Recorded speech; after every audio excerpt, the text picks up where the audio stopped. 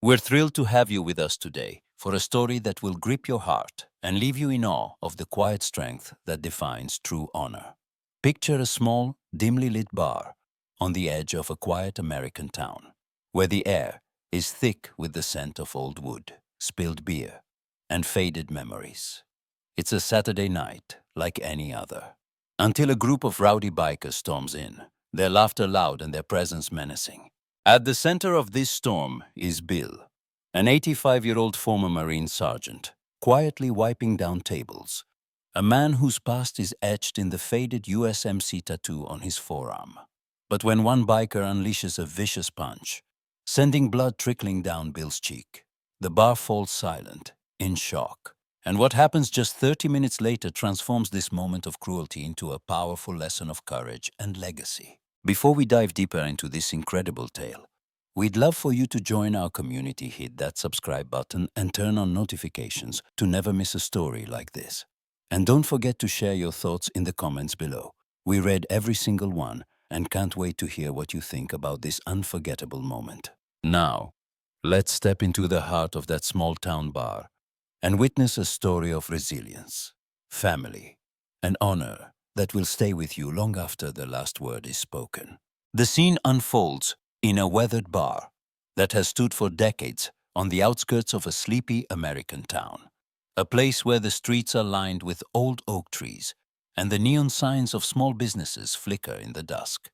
The paint on the bar's wooden sign is chipped, the windows fogged with age, and the door creaks every time someone enters or leaves, as if groaning under the weight of countless stories told within its walls. Inside, the atmosphere is a blend of nostalgia and grit, the air carrying the faint scent of cigar smoke that lingers despite years of smoking bans, mingling with the aroma of fried food and cheap beer.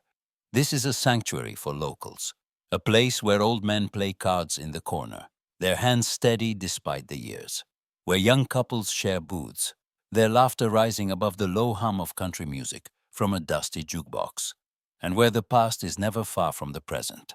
The bartender, a woman named Marlene with silver hair and a sharp wit, pours drinks with the efficiency of someone who's seen it all, her eyes scanning the room for trouble even as she banters with regulars. On this particular Saturday night, the bar is alive with its usual crowd, a mix of familiar faces and the occasional stranger passing through, each person carrying their own burdens and joys into this small island of familiarity.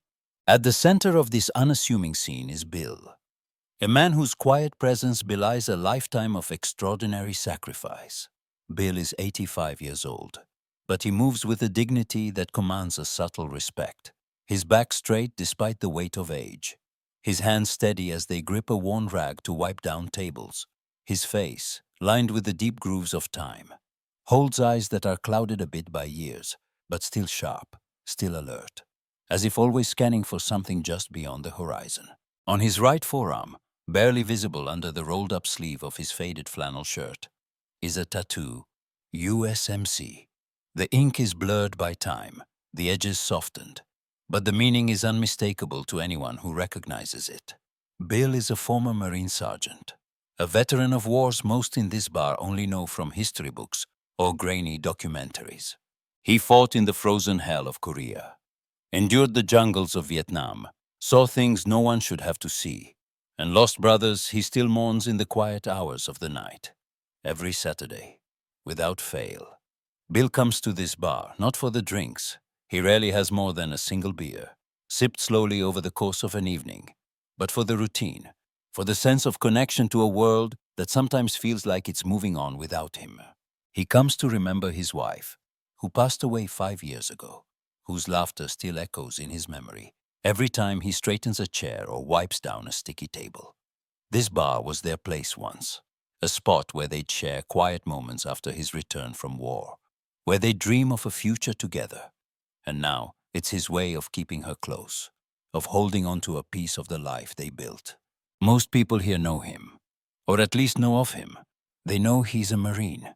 They know he's tough, and they know he's kind. A gentle giant who speaks little but carries a weight of wisdom in his silence.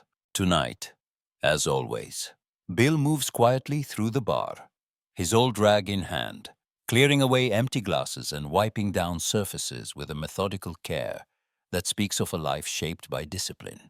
He nods to the regulars, exchanges a word or two with Marlene about the weather or the night's crowd, and offers a gentle smile to anyone who meets his gaze. His presence a comforting constant in this ever-changing world. But tonight, the usual piece of his ritual is about to be shattered in a way no one could have predicted. Just after 9 o'clock, the door swings open with a creak, and a group of 5 bikers storms in, their arrival a jarring intrusion into the bar's familiar rhythm. They wear leather jackets adorned with patches and skulls, their heavy boots thudding on the wooden floor, their laughter loud and abrasive as they push their way to the bar. They order shots, toss insults at each other and anyone nearby, and challenge glances at anyone who dares to look their way. Their presence immediately shifting the atmosphere from cozy to tense. The regulars watch them with wary eyes, the easy camaraderie of the evening giving way to a subtle undercurrent of unease. Hands tightening around beer bottles, conversations dropping to hushed tones. Marlene narrows her eyes, but keeps pouring drinks, knowing trouble when she sees it, but hoping it passes without incident. Bill, however, doesn't pay them much attention at first. He's seen their kind before. Men who use bravado to mask insecurity, who mistake intimidation for respect, and he's long past being rattled by such displays. He moves to a table near the bikers, quietly clearing away empty glasses and wiping down the surface. His focus on his task, his demeanor calm and unassuming.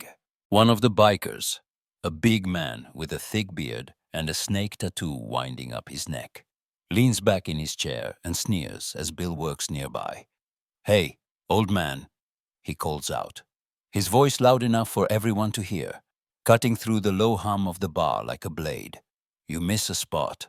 The words are laced with mockery, a cheap jab meant to draw laughter from his friends, who oblige with snickers and jeers.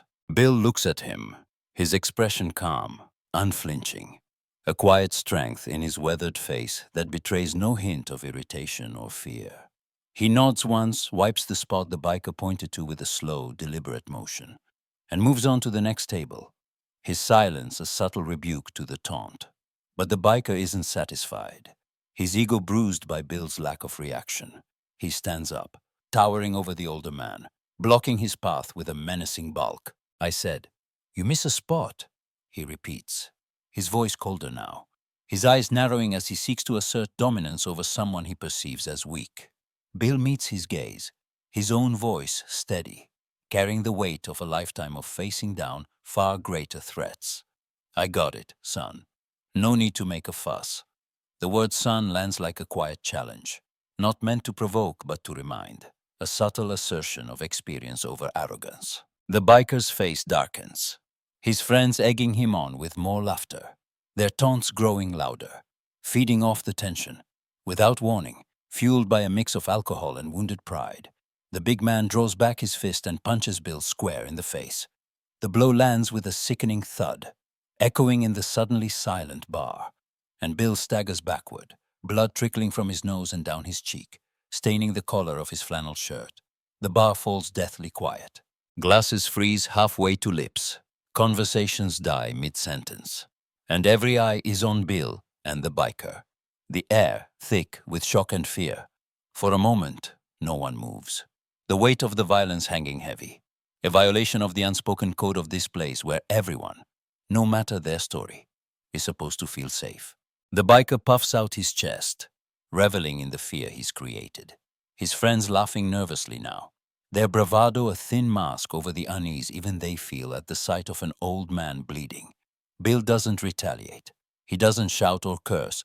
He doesn't even flinch beyond the initial stagger. He simply straightens, wipes the blood from his face with the back of his hand, the crimson stark against his weathered skin, and pulls out his old flip phone from his pocket. His hands shake just a little, not from fear, but from age and the sting of the blow, the tremor a quiet testament to the years he's carried. He dials a number from memory, waits for the line to connect, and speaks in a low, steady voice that belies the pain he must feel. "Richard, it's Dad. I need you." He hangs up, tucks the phone back into his pocket with a slow, deliberate motion, and walks toward the door, his steps measured, his dignity intact despite the blood still seeping from his nose. The biker calls after him, hurling another insult, his voice a mix of triumph and uncertainty now, as if sensing that this isn't the end. Bill ignores him, the door creaking shut behind him as he steps out into the cool night air, leaving the bar in a stunned hush. Outside, the street is quiet, the only sound the distant hum of traffic and the occasional rustle of leaves in the gentle breeze. Bill sits on a weathered wooden bench beneath the flickering light of a street lamp, its weak glow casting long shadows across the cracked pavement. He dabs at his nose with a handkerchief pulled from his pocket, the white cloth staining a deep crimson as he presses it to his face, the pain throbbing in time with his heartbeat. He takes a slow, steadying breath, the cool air a small relief against the heat of the injury, and dials another number, this one to an old friend, a fellow Marine, who now runs a security company in town. His voice is calm, almost matter-of-fact, as he asks him to ensure the bar's security cameras have captured everything, a precaution born of a lifetime of knowing the importance of evidence, of covering every angle. There's a steel beneath his words, a resolve that has carried him through far worse than a barroom punch, through ambushes in frozen hills, through nights of grief, through the slow ache of losing his wife. Bill sits back, his eyes distant, lost in thought as he waits, the street lamp flickering above him like a sentinel keeping watch. He closes his eyes for a moment and remembers another night, long ago, in a jungle halfway around the world. The sound of gunfire ringing in his ears, the smell of smoke choking his lungs, the weight of a rifle in his hands as he fought to keep his squad alive. He remembers the friends he lost, the promises he made to never forget them, the woman he came home to who helped him heal. He remembers that he survived, that he endured, and that he's still here, still standing, even if it's just on a quiet street outside a bar where he was struck for no reason at all. Inside the bar, the atmosphere slowly creeps back to life, though the tension lingers like a storm cloud that hasn't quite passed. The bikers order another round, their laughter forced now, a little too loud, as if trying to drown out the unease that even they feel after such a blatant act of cruelty. The regulars keep their heads down, ashamed of their silence but relieved that the trouble seems to have passed, their conversations muted, their eyes avoiding the spot where Bill stood just moments ago. Marlene wipes down the bar with a rag, her hands shaking slightly, her lips pressed into a thin line. She wishes she'd done something, said something, stood up for Bill, who's been a fixture here for years. But fear is a powerful thing, and the biker's menace was palpable. The bartender's assistant, a college kid named Joey, peeks out from behind the counter where he ducked during the altercation, his face pale, unsure if he should call the police or just hope the night ends without further incident. The jukebox plays on, a mournful country tune about lost love and long roads, its melody a stark contrast to the undercurrent of regret that now permeates the room. 30 minutes pass, the night outside growing deeper, the only sound on the street the occasional bark of a dog or the distant hum of a passing car. Bill remains on the bench, his handkerchief now soaked with blood, his breathing steady despite the ache in his face. He doesn't flinch, doesn't complain, just waits with the patience of a man who has faced far longer waits under far worse conditions, waiting for dawn in a foxhole, waiting for news of a fallen friend, waiting for the pain of loss to dull. Then, in the distance, headlights appear, cutting through the darkness like a beacon. 3 military vehicles and a Humvee roll down the street, their engines rumbling with a low, authoritative growl, their presence unmistakable even in the quiet of the night. They pull up in front of the bar, the headlights illuminating the faded sign above the door and the cracked pavement below, casting stark shadows across Bill's weathered face. The doors of the vehicles open with precision, and a group of men and women in uniform step out, their boots hitting the ground in unison, their movements sharp and disciplined. At their head is Colonel Richard Harlow, Bill's son, a tall, broad-shouldered man in his late 40s, who carries himself with the confidence of someone who has led others through danger and brought them home. His uniform is immaculate, the medals on his chest gleaming in the light. His eyes steely with purpose as he scans the street. He spots his father on the bench, and a flicker of emotion, concern, anger, resolve crosses his otherwise composed face. "Dad," he says, his voice soft but firm, a single word carrying a lifetime of love and duty. Bill stands, straightens his jacket with a slow, deliberate motion, and meets his son's gaze. A moment of silent understanding passing between them, a bond forged in shared sacrifice and unspoken pride. Richard turns to his team, a squad of special operations soldiers, and gives a few quiet orders, his tone clipped and professional, before leading them toward the bar's entrance. Inside, the atmosphere shifts instantly as the door creaks open and Richard steps in, his boots echoing on the wooden floor with a sound that commands attention. The bikers go silent mid-laugh, their bravado evaporating in the presence of the soldiers, their hands tightening around their drinks as they exchange uneasy glances. The regulars look up, hope flickering in their eyes, a collective breath held as they sense the tide turning. Marlene breathes a sigh of relief, her shoulders relaxing for the first time all night, a small, grateful smile tugging at her lips as she recognizes Richard from Bill's stories. The soldiers file in behind their commander, their uniforms a stark contrast to the casual chaos of the bar, their presence a wall of authority that fills the room. Richard approaches the bar, his voice calm but carrying an edge of steel as he addresses Marlene directly. "Marlene, could you please play back the security footage from earlier?" His tone leaves no room for hesitation, and Marlene nods quickly, her hand steady now as she moves to the small office behind the counter to retrieve the feed. She pulls up the footage on the big screen mounted on the wall, a grainy but clear video that plays for all to see. The images unfold in undeniable clarity. The moment the biker punched Bill, the force of the blow sending the old man staggering, the blood trickling down his face, the stunned silence of the patrons as fear held them in place. No one can look away. The weight of the violence replayed in stark detail, a mirror to the shame and shock that still lingers in the room. The bikers shift uncomfortably, their earlier arrogance replaced by a growing dread as the reality of their actions is laid bare for all to witness. Richard turns to the group of bikers, his eyes cold, his voice steady but laced with a quiet fury that cuts deeper than any shout. "You see that man on the screen? That's my father. He's a Marine. He's a hero. He's given more for this country than you could ever imagine. He fought in wars you've only read about, lost friends you'll never know, and came home to build a life despite it all. And you attacked him for no reason, in a place where he should feel safe." His words hang in the air, heavy with the weight of truth, each syllable a condemnation of the biker's cruelty and a tribute to Bill's sacrifice. The biker who threw the punch looks away, his face pale, sweat beading on his forehead as the gravity of his actions and the consequences sinks in. His friends shift in their seats, their earlier confidence gone, their heads bowed as if trying to disappear into the shadows of the bar. Richard signals to the local police, who have arrived outside, their flashing lights visible through the bar's foggy windows. "I want this man arrested for assault, and I want statements from everyone who saw what happened. No one leaves until this is resolved." His tone is final, a commander's order that brooks no argument.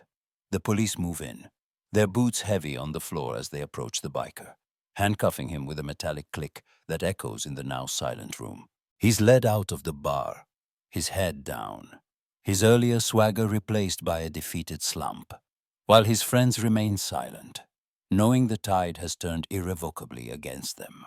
Outside, as the police handle the arrest, the tension that gripped the bar begins to break, replaced by a profound sense of resolution. Richard steps out into the cool night air, his soldiers forming a line behind him, their presence a silent testament to the strength of duty and family.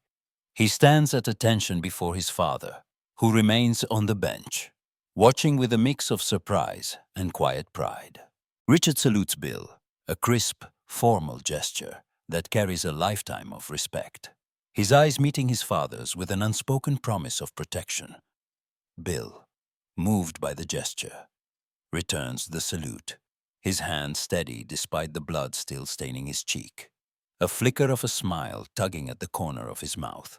Richard steps forward, breaking the formality, and embraces his father in a strong, heartfelt hug, a moment that bridges the years, the battles, and the unspoken love between them. The soldiers line up and salute Bill one by one, each gesture a mark of honor for a man who has given so much. The regulars, who have slowly filtered outside to witness the scene, join the line, their faces filled with newfound respect, some offering their own nods or quiet words of thanks. Locals who heard the commotion gather at the edge of the street, their expressions a mix of awe and admiration as they watch this display of reverence for an old man they've known for years, but perhaps never truly seen. No one says much, but in that silence, honor is restored. A community reminded of the quiet heroes who walk among them. A week later, the bar looks a little different, though its creaky door and foggy windows remain the same. A new sign hangs above the entrance, freshly painted and proudly displayed. Built by a warrior, protected by his legacy. The words are a tribute, a declaration, a promise to remember what happened here and the man at the center of it. Bill returns to his usual spot inside, cloth in hand, moving through the tables with the same quiet diligence he always has. But this time, as he wipes down a surface or clears away a glass, something has changed, not in him, but in the air around him. The entire bar rises to greet him, patrons standing to salute, some offering a handshake, others simply nodding in quiet gratitude as he passes by. Marlene, behind the counter, pours him a beer on the house, her smile warm and genuine, her eyes shining with a respect that needs no words. There are no more jeers, no more threats, no more averted gazes, only a deep, abiding respect and a sense of community strengthened by the courage and dignity of one old Marine. Bill looks around, his eyes misty but proud, taking in the faces of those who now see him, not just as the quiet man who cleans tables, but as a hero whose story has touched them all. He knows his wife would be proud, too, her memory lingering in the warmth of this moment, in the laughter and camaraderie that once again fills this place. He sits down at his usual corner table, the echoes of the past blending with the warmth of the present, knowing that his legacy will live on, not just in the sign above the door, but in the hearts of everyone who witnessed what true honor looks like. And as the night settles in, Bill smiles quietly to himself. The pain in his cheek long faded, replaced by something stronger, the unbreakable bond of family, the gratitude of a community, and the enduring respect owed to those who serve. But the story doesn't end there, not by a long shot, because what happened in this small bar on that Saturday night ripples far beyond its walls, touching lives and hearts in ways no one could have foreseen. In the days that follow, word of the incident spreads through the town like wildfire, carried by whispers in coffee shops, conversations at the local diner, and posts on community social media pages. People talk about the old Marine who stood his ground without raising a fist, about the son who came to his aid with a squad of soldiers, about the soldiers who showed what it means to honor the past with unwavering loyalty. The local newspaper runs a front-page story, complete with a grainy photo of Bill and Richard standing side by side outside the bar, the new sign visible above their heads. Its bold letters a testament to a legacy reclaimed. The story goes viral online, shared by veterans groups, military families, and everyday folks across the country. Each share accompanied by comments of admiration, outrage at the bikers' actions, and gratitude for Bill's service.